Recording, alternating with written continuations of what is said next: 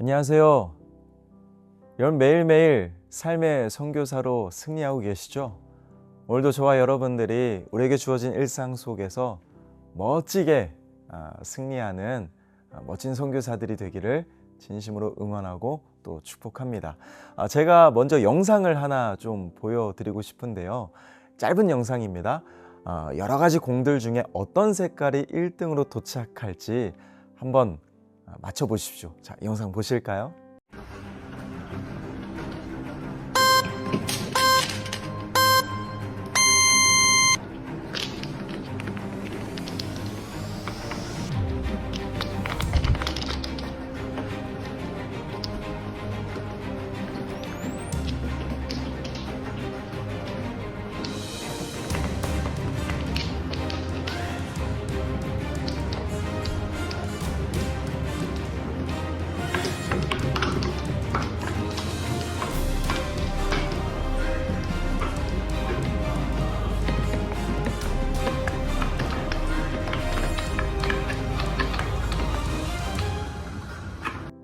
여러분 어떠세요?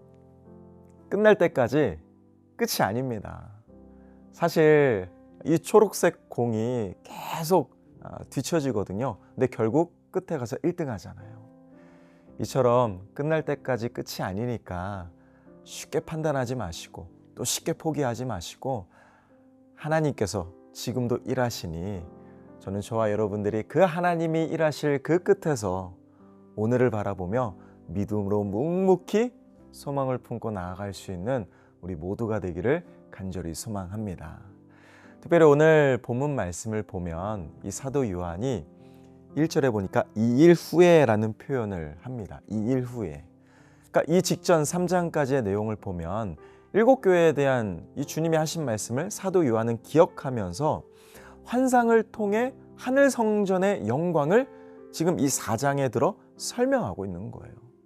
하늘에 열린 문이 있고요. 나팔 소리 같은 음성이 막 울려 퍼지고요. 그리고 하늘에 올라간 요한은 이 환상 속이죠. 하늘 성전의 지성소로 직행하게 되는데 하늘 보좌와 그 보좌에 앉으신 하나님을 사도 요한이 직접 뵙게 됩니다. 엄청나죠. 특히 하나님이 하늘에 계신다라는 이 표현은 오직 하나님만이 시공간을 초월하시는 창조주요 전능자라는 사실을 보여주고 있습니다. 하나님을 중심으로 무지개, 또 내 생물, 또 24장로, 그리고 천사들의 순서로 이 동심원을 넓게 그리고 있는데요. 하나님은 수많은 천사의 찬양을 받으시기에 합당하신 분이다. 이걸 사도 요한은 오늘 말씀을 통해 가장 먼저 강조하고 있는 거죠. 그렇다면 오늘 저와 여러분들이 매일 매 순간 현장 예배를 통해 또 삶의 순간순간 이 일상이 선교지잖아요. 내 삶의 현장에서 하나님을 예배하고 찬양하는 예배자의 모습이 과연 어떨지를 한번 생각해 보았으면 좋겠어요. 하나님은 대충 우리의 찬양을 받으실 분이 절대 아닙니다. 정말 신령과 진정으로 예배하는 그 예배자의 예배를 하나님은 기뻐하신다는 거예요. 오늘 사도 요한의 환상은 당시 성도들에게 정말 큰 위로와 격려가 되었습니다. 왜냐하면 로마 황제의 숭배를 거부하는 사람들이 잔인하게 박해를 당하던 시기였기 때문이죠. 믿음과 신앙을 지킨 대가로 고통스럽게 살던 성도들에게 마치 하나님보다 세상 권세자가 더 힘이 있어 보이는 현실, 또 하나님에 대한 믿음을 지키기보다 세상에 굴복하고 하나님께 등 돌리는 것이 더 지혜로워 보이는 이 상황에 언제든지 무너질 수 있는 현실 속에 살고 있는 거예요. 그러나 이 사도 요한의 환상은 그러한 어려운 현실 속에 살아가는 크리스찬들, 우리 성도들에게 하늘 보좌에 앉으신 하나님만이 만왕의 왕이시고 영원하신 분임을 확신케 하는 것입니다. 그래서 아마 이런 생각을 품었을 것 같아요. 우리가 믿음을 지키며 살아가는 이 삶이 결코 틀리지 않았구나. 아마 자신의 믿음에 확신할 수 있는 시간이었을 거예요. 결국 신앙생활은 영원한 왕이신 하나님을 오늘 내 일상의 중심으로 모시고 그분의 말씀에 순종하며 살아가는 현재의 삶입니다. 우린 이 땅에서 하늘의 통치를 받는 거룩한 백성이에요. 여러분, 혹시 높은 산에서 이 아래 야경이나 또 이런 전경을 보신 적이 있으십니까? 처음엔 야경이 너무 예쁘니까 제 눈에 확 들어왔었는데요. 시간이 지날수록 이 생각이 들더라고요. 저 작은 불빛들 속에 정신없이 살아가는 인생들이 결국 오늘 내가 살았던 내 삶의 모습이었구나. 그렇지 않습니까? 높은 데서 또 멀리서 보면 이 영원한 하나님 나라에 비하면 한없이 작고 작은데, 여러분 생각해 보세요. 얼마나 작은 세상입니까? 근데 왜 우린 마치 이게 전부인 듯이 매일 이 세상 속에 아등바등 살아가고 있는 걸까? 대충 살자는 게 아니에요. 열심보다 핵심이 중요하다는 것을 저는 이 말씀을 통해 다시 한번 나누고 싶은 것입니다. 물론 우리에게 맡겨진 일상 또 현실의 삶을 무책임하게 놔버리자, 이거 절대 아닙니다. 생각 없이 막 살자, 이거 절대 아니에요. 오해하지 마세요.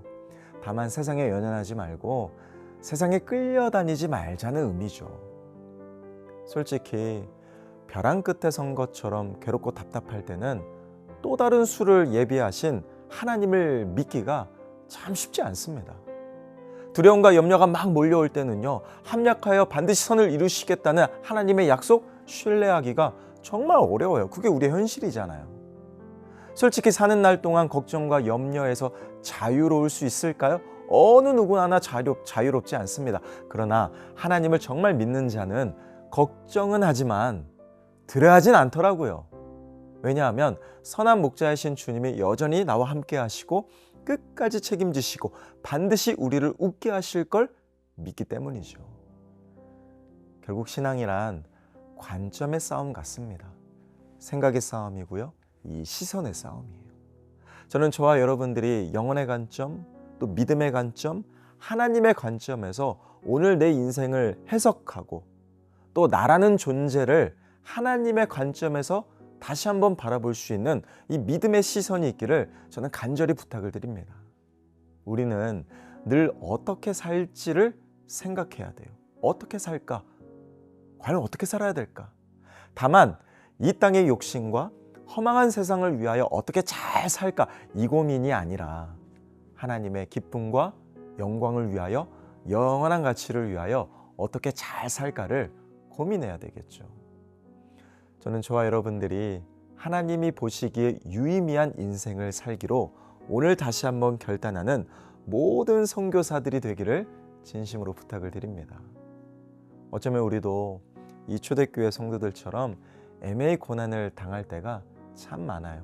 물질의 문제, 건강의 문제, 자녀의 문제, 미래에 대한 부분, 직장 사업장의 어려움, 다양하죠.